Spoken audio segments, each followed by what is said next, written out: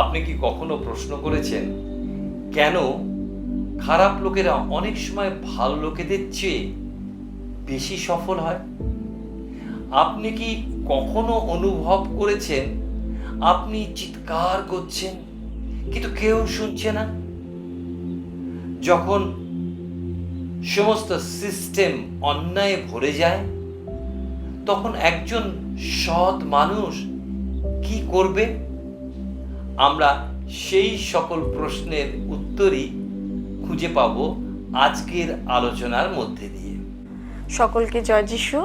অনেক ধন্যবাদ আমাদের চ্যানেলে ভিডিওটি দেখার জন্য।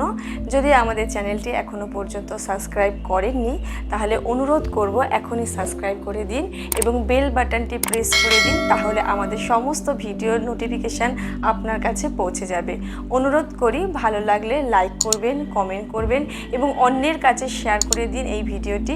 ঈশ্বর আপনাকে অনেক আশীর্বাদ করুন। ধন্যবাদ।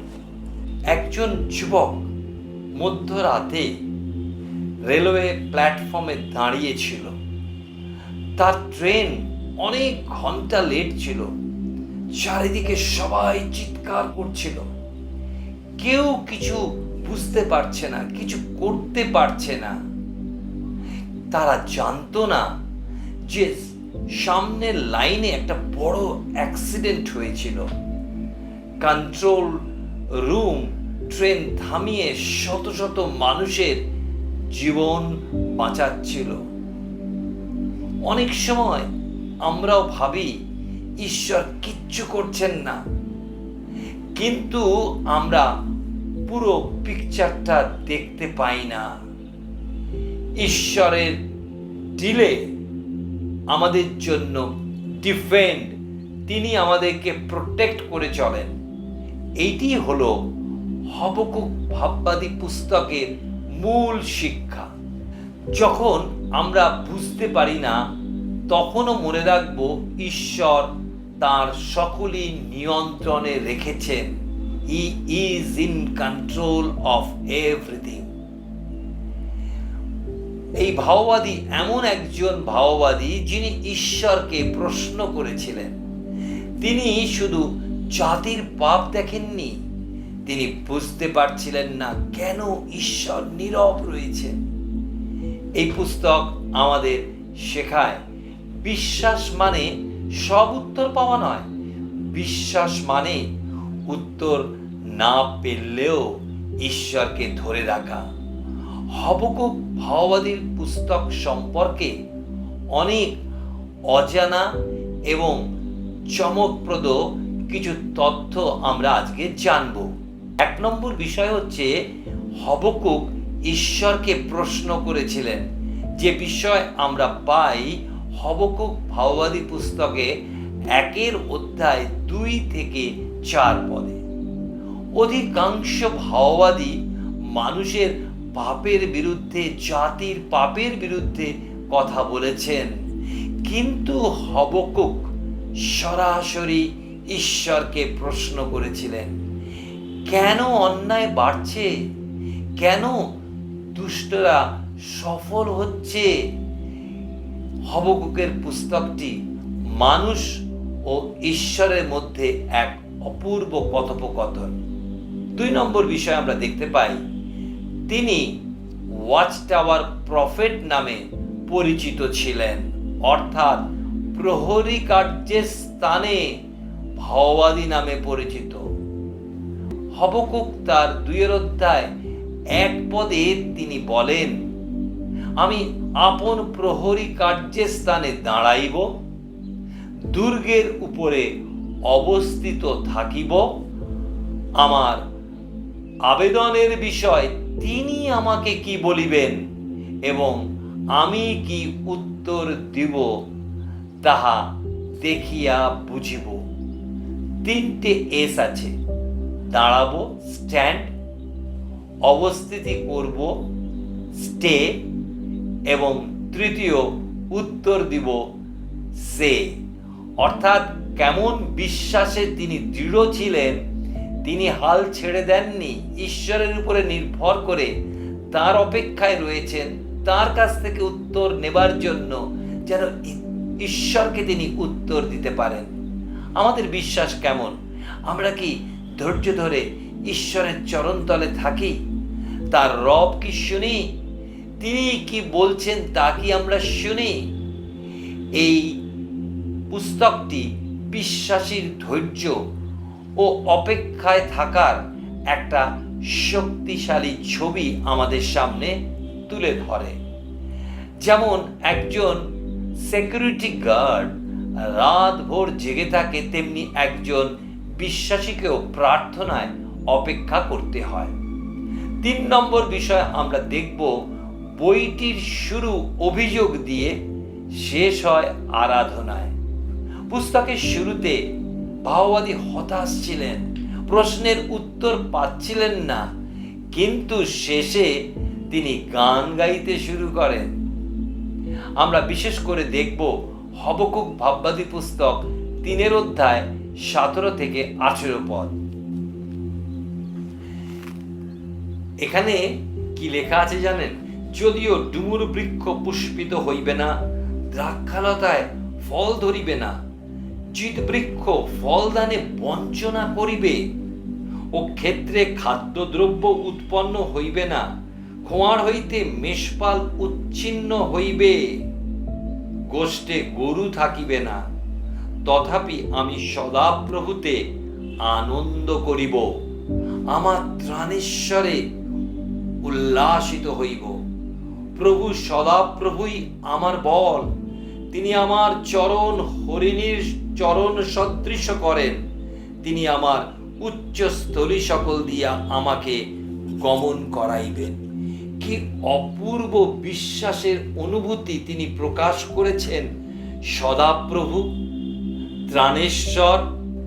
আর তিনি লাস্টে তিনি বলছেন, তিনি আমার চরণ হরিণীর চরণ সদৃশ্য করিবেন। আমরা দেখতে পাই হতাশা থেকে আরাধনায় এই পুস্তকটি অপূর্বভাবে শেষ হয়েছে। এটি দেখায় যে faith does not always change the circumstances, sometimes it changes the believer.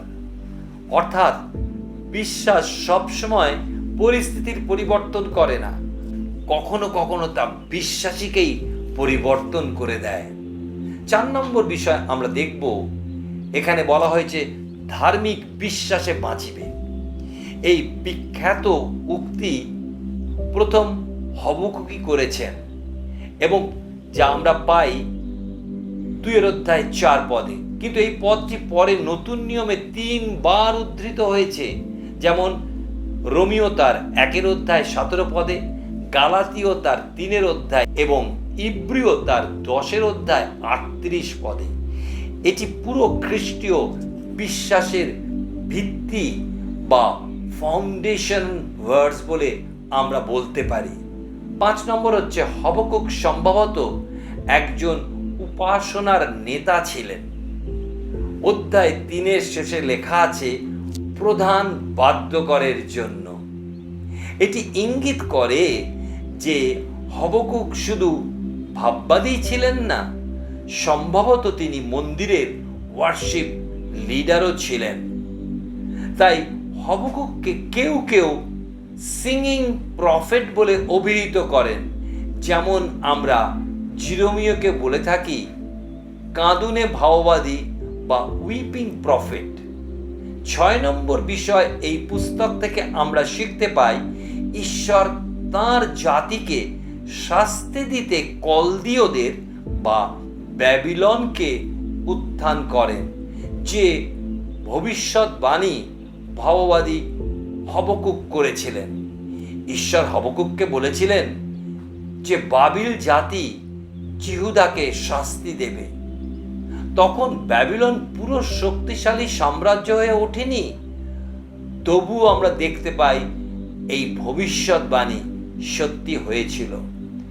Habakkuk ভাববাদী পুস্তক তার 1 অধ্যায় 6 পদে বলা হয়েছে, কারণ দেখো আমি কলদীয় দিগকে উঠাইব, তাহারা সেই নিষ্ঠুর ও ত্বরান্বিত জাতি যে পরের নিবাস সকল অধিকার করণার্থে পৃথিবীর বিস্তারে সর্বত্র বিহার করে, তাহারা ত্রাসজনক ও ও ভয়ঙ্কর। 7 নম্বর বিষয় আমরা দেখব হবকুক নামের অর্থ।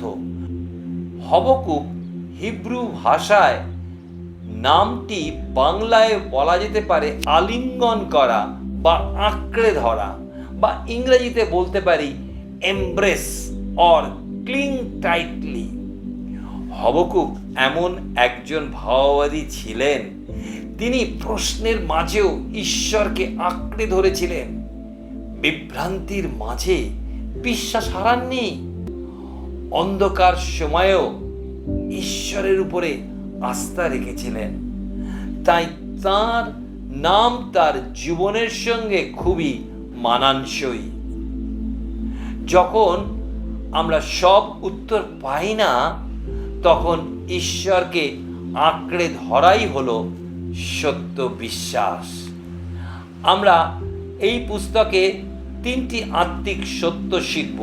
প্রথমত, ঈশ্বরের লোকেরা প্রশ্ন করতে পারে। হবকুক ভাববাদী পুস্তক তার 1 অধ্যায় 2 থেকে 4 পদে আমরা পাই, যেখানে ভাববাদী গভীর সত্য আমাদের কাছে তুলে ধরেছেন।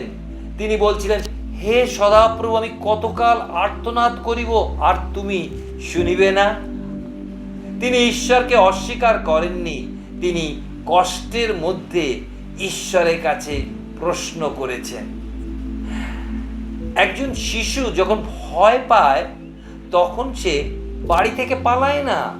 সে বাবাকে জিজ্ঞাসা করে, বাবা, কেন এমন হচ্ছে? প্রশ্ন করা অবিশ্বাস নয়, ঈশ্বরকে ছেড়ে যাওয়াই হচ্ছে অবিশ্বাস। এটা আমাদের জানতে হবে এবং বুঝতে হবে। সমস্যা এলে আমরা অনেকেই ফেসবুকে অভিযোগ করে থাকি, না করে আমরা যেন হাঁটু গেড়ে ঈশ্বরের কাছে যেন যেতে পারি, যেমন ভাববাদী হবকুক করেছিলেন। দ্বিতীয় বিষয় আমরা শিখি এই পুস্তক থেকে, ঈশ্বর কাজ করছেন even when we cannot see, যখন আমরা দেখতে পাই না। ঈশ্বর বলেন, তোমরা জাতিগণের মধ্যে দৃষ্টিপাত করো, নিরীক্ষণ করো এবং চমৎকার জ্ঞান করিয়া হতবুদ্ধি হও, যেহেতু আমি তোমাদের সময় এক কর্ম করিব, তার বৃত্তান্ত কেহ তোমাদিগকে জ্ঞাত করিলে তোমরা বিশ্বাস করিবে না। যা লেখা আছে হবকুক ভাববাদী পুস্তক তার 1 অধ্যায় 5 পদে। ঈশ্বর নীরব মানেই ঈশ্বর নিষ্ক্রিয় নন। অনেক সময় ঈশ্বর পর্দার আড়ালে কাজ করেন।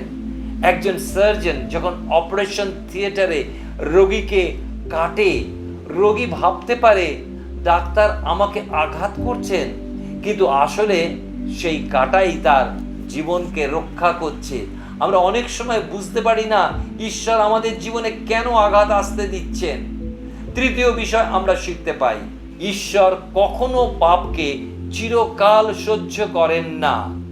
হবকুক ভাববাদী পুস্তক 2 অধ্যায় পাই, ঈশ্বর ব্যাবিলনকে ব্যবহার করেছিলেন, কিন্তু ব্যাবিলনের অহংকার ও পাপের বিচারও তিনি পরে করেছিলেন। ঈশ্বরের বিচার ধীরে হতে পারে, কিন্তু নিশ্চিত এ কথা মনে রাখবো।